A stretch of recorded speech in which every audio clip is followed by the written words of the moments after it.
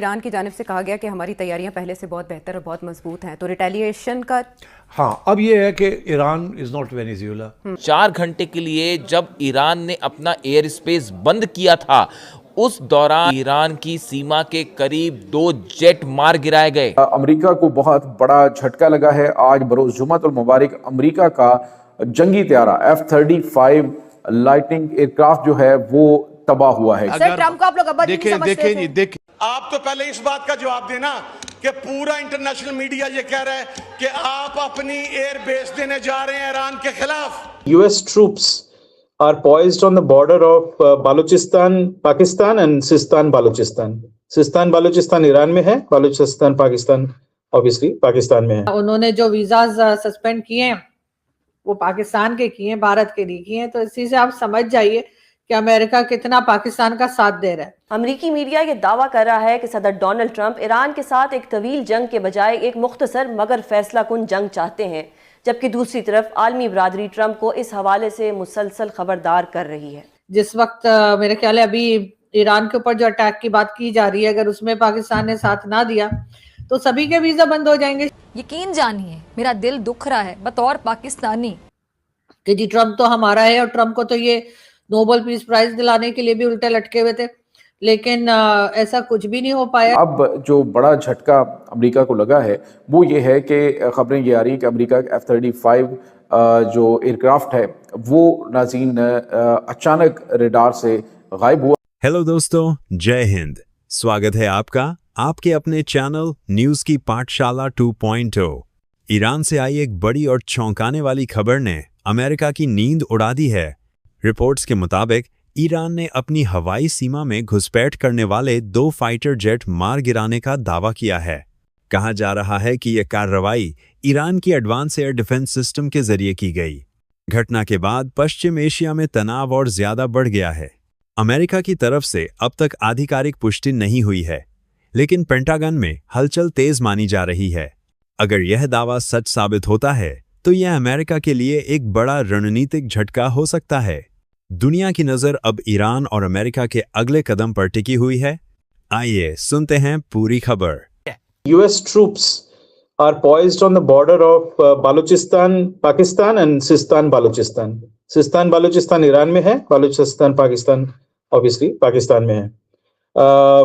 क्या तादाद है, कितने लोग हैं, किस टाइप के ट्रूप्स हैं, फोर्सेस हैं, ये सब अभी पता नहीं है, but one can safely assume there'll be special forces, there'll be airlift, there'll be combat aircraft which obviously will probably fly from USS Abraham Lincoln, जो उनका Gerald Ford class सबसे बड़ा सुपर कैरियर है, and obviously they also have a drone force in a base within the Kalat region.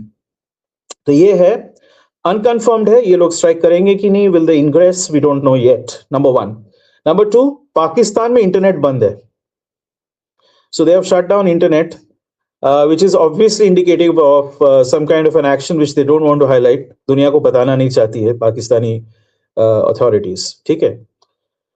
दूसरा development, Azerbaijan जो Iran से सटता है उसके उत्तर पश्चिमी छोर पे, और ईरान के उत्तर पश्चिमी छोर पे जो पॉपुलेशन है वो भी तादाद में अजरी ज्यादा हैं, वहां से भी certain Israeli assets as well as US assets, they are poised to strike.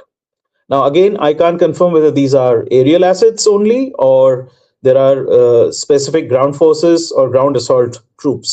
These are 2 developments.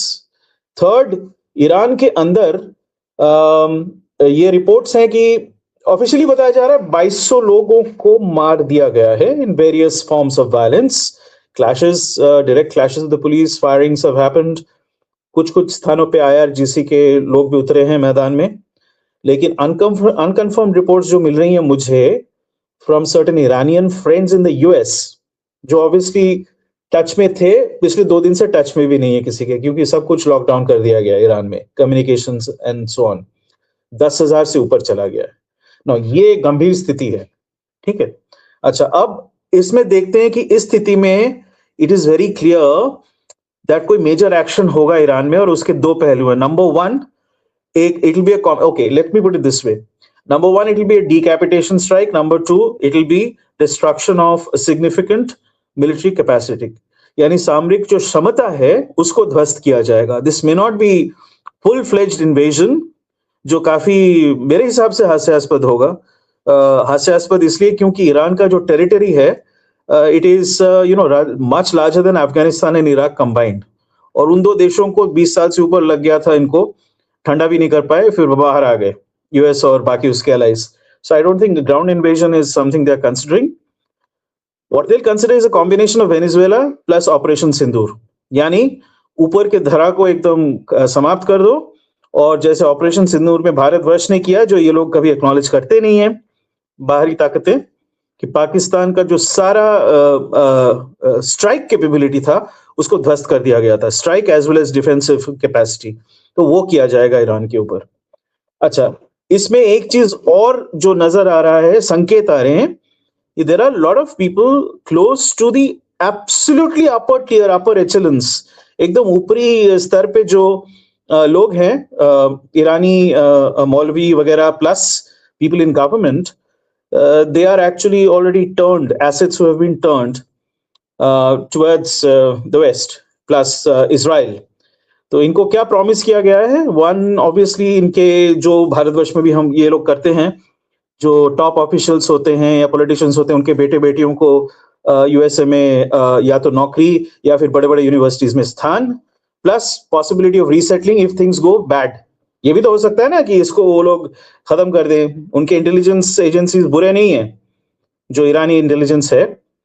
सो ये भी हो सकता है कि रिवर्स हो जाए. और उसके बाद, क्योंकि एक चीज हमें याद रखना पड़ेगा इसमें, चीनी ताकत और रूसी ताकत बिल्कुल इनके पीछे खड़ी हुई है. तो ऐसा भी नहीं है कि हर बार ये चीनी और रूसी ताकत मात खाएं. वेनेजुएला में काफी बड़ा मात खाया उन्होंने. America was a tactical and strategic victor, जहां तक नजर आ रहा है इस वक्त. मैं इसमें नहीं जा रहा हूं कि वो सच क्या अच्छा था बुरा था, वो सब छोड़िए. जो रियलिटी ऑन द ग्राउंड है, वहां पे इन्होंने मात खाया. कैन दे अफोर्ड कि ईरान भी हाथ से जाए? अगर ईरान हाथ से चला जाता है, then China loses its actual base जो गल्फ में है. China has okay relationship with the GCC, but the GCC, जैसा मैं कई बार कह चुका हूं, reality it's firmly aligned with US, प्रत्यक्ष रूप में, और परोक्ष रूप में इजराइल के साथ उनका अलाइनमेंट है. तो वहां पे चीनी लोग अच्छा रिलेशनशिप रख के भी ज्यादा कुछ कर नहीं सकते. And for them obviously gulf पे अपना स्टेक रखना बहुत इंपॉर्टेंट. तो ये हाथ से जाने नहीं देंगे.